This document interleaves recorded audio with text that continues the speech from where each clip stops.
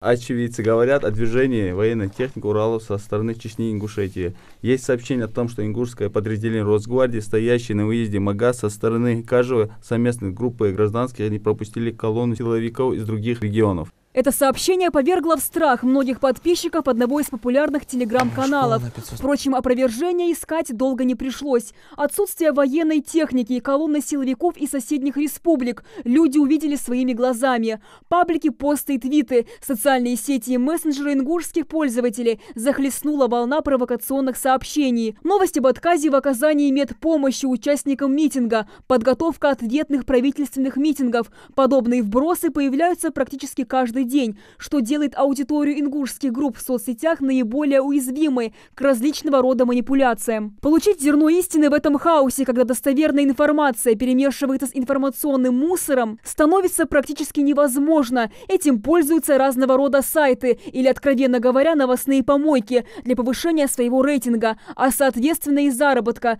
Так, например, новости о приезде в республику бывшего президента Ингушетии Мурата Зязикова, которую просто придумали из воздуха, собрала сотни комментариев.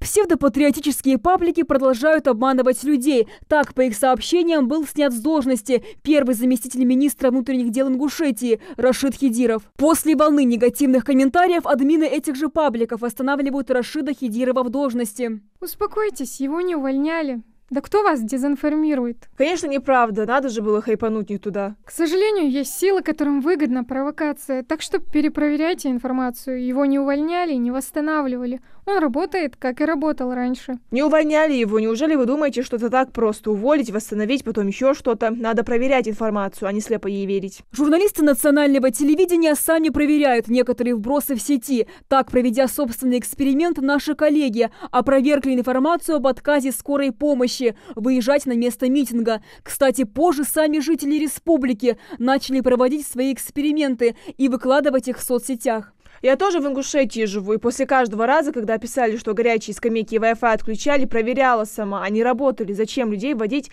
в заблуждение? И так трудно народу. А такого типа действия приводит людей в злость. Помимо публикуемых новостей, сводок и видео, в социальных сетях разгорается информационное противоборство в виде комментариев пользователей. Провокаторы здесь пытаются посеять смуту. Словесные баталии ведутся достаточно агрессивно. Анонимность, закрытость, бесконтрольность, отсутствие реальной связи между людьми превращает социальные сети в мощное оружие для дестабилизации обстановки, провоцируя массовый протест, панику, смятение. Очередная утка в соцсетях – бессрочная забастовка нефтяников Ингушетии. Ни о каких мероприятиях, связанных с этими политическими вопросами, никто не то что не собирается, даже мысли ни у кого нету. Могу четко заявить, что коллектив Ингушнефти как работал четко, слаженно до этого времени, так и впредь будет работать. И никаких политических, там, всяких разных мероприятий